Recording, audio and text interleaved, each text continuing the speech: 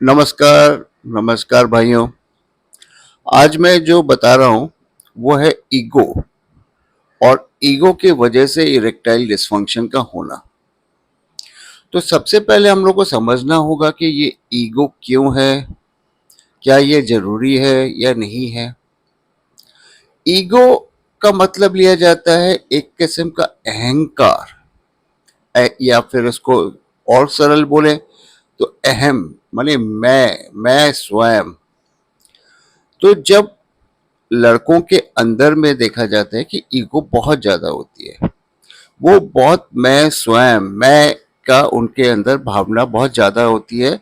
और सबसे बड़ी भावना होती है मैं सबसे बढ़कर मैं हूं।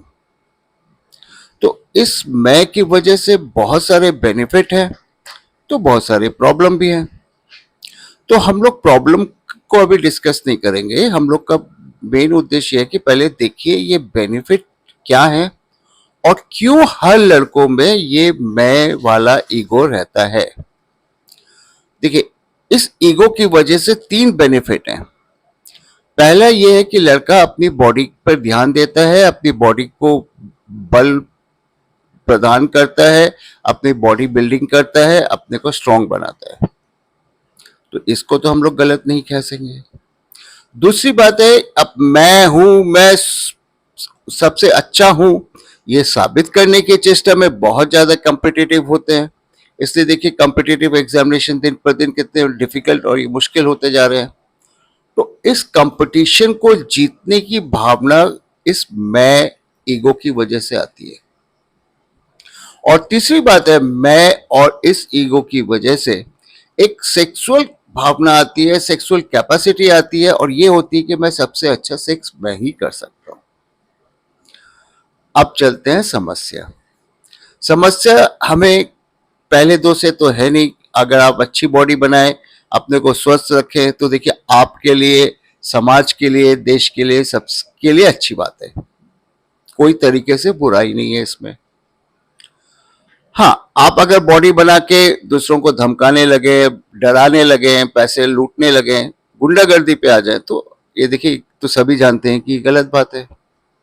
तो नॉर्मली फिट बॉडी का रहना, स्वस्थ बॉडी का रहना एक बहुत अच्छी बात होती है।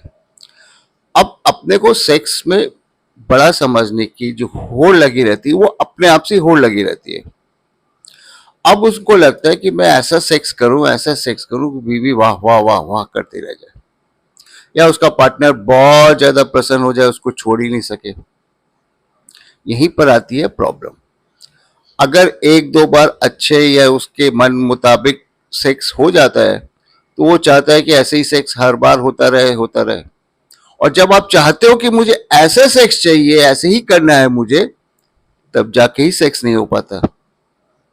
यहाँ पे और भी कई सारे कारण जुड़ जाते हैं। तो इस अहंकार की वजह से सेक्स में फेलियर आ गई। इस अहंकार की वजह से वो नाकाबिल हो गया। अब ये क्या करे? तो पहले तो अहंकार और की वजह से जो मन में डर आता है और जो मन में एंजाइटी आती है, चिंता आती है कि मैं क्या हूँ, क्या हो गया मुझे। तो इस चिंता को दूर करने के लिए खुद ब खुद अपने आप दौड़ भाग के सिलेनाफिल जैसी दवाइयाँ लेते हैं और उसका सेवन शुरू करते हैं। कुछ दिन ठीक रहता है, फिर गिर जाता है, क्योंकि ये चक्र चलता रहता है। उनको कोई भी दवाई दो, कुछ दिन ठीक रहेंगे, फिर खराब, कुछ दिन ठीक रहेंगे, फिर खराब। ये जो बीमारी हुई इरेक्टाइल डिस्फंक्शन की, कई केसेस में देखा है 25 साल तक ठीक नहीं हुई। दवाई खाते हैं, ठीक रहते हैं, बिना दवाई के नहीं चल पाते। क्यों? उनका अहंकार, उनका मैं, उनका स्वयं चोटिल हो गया है, और वो दोबारा अपने स्वयं को दोबारा आघात से बचाना चाहते हैं और बेस्ट सेक्स भी परफॉर्म करना चाहते हैं। तो उनकी मनोअवस्था दूसरी हो जाती है, जटिल हो जाती है। तो ये प्रॉब्लम है हमारे ईगो की, और ईगो विद सेक्सुअलिटी की, ईगो विद इरेक्टाइल डिसफंक्शन की। तो ज्यादातर रोगी जो ठीक नहीं हो पाते, वो तो जाहिर सी बात है कि अगर आप अपना परफॉर्मेंस के ऊपर ही ध्यान रखेंगे, तो माइंड बॉडी कनेक्शन सेक्स के दौरान जो बनना चाहिए वो बन नहीं सकता। सेक्स में फेलियर होना लाजमी है। अब ये बात समझ में भी आ जाए तो प्रश्न उठता है कि वो आदमी इस बात को छोड़े कैसे। छोड़ने का एकमात्र तरीका है जिसको बोलते हैं भाई आप सरेंडर कर दे एक बार, अपनी वाइफ ही तो है, कौन सी इज्जत चली जाएगी। आप एक बार वाइफ के सामने सरेंडर कर दो कि मैं हर बार अच्छा सेक्स नहीं कर सकता, ये ह्यूमनली पॉसिबल नहीं है। कोई प्रॉब्लम नहीं होती ये बात बोलने में, मगर बोला नहीं जाता, यहाँ भी ईगो मैं का सवाल आ जाता है। तो अगर आपने ये बात मान ली और वाइफ को बोल दी कि भाई देखो कभी कभी अच्छा होगा कभी कभी नहीं होगा, और आप डॉक्टरी सलाह मान लो, माइंड बॉडी कनेक्शन का एडवाइस ले लो, आप ठीक हो जाते हो। लेकिन क्या होता है, माइंड इतना सुन हो जाता है कि उसकी वजह से नस की जो धमनियां हैं, आर्टरीज हैं, नाड़ियां हैं, वो भी सुन हो जाती हैं। तो उनको जगाने के लिए कुछ ट्रीटमेंट की जरूरत पड़ती है, और जिसमें सबसे अच्छा ट्रीटमेंट होता है shock wave therapy. Shock wave therapy को आप जिनके जहाँ होता है वहां से आप ले सकते हो। अब होता है दूसरा सवाल कि इस शॉक की वजह से लीवर में भी खराबियां आती है, हार्मोन भी कम हो जाते हैं। कई लोग इस शॉक की वजह से क्या होता है, बड़े आलसी हो जाते हैं, भाई अब सेक्स तो करना नहीं है, क्या करें, चलो छोड़ो, खाएं पिए मौज करें सोएं, तो आलसी हो जाते हैं। तो आलस से जैसे शरीर में बनता है, मनुष्य लड़कों के शरीर में आलस्य के डेवलप होने का मतलब है एस्ट्रोजन का बढ़ना। आलस्य पुरुष के शरीर का हिस्सा नहीं है, उसको बनने भी नहीं देना है, तो एस्ट्रोजन बढ़ने लगता है।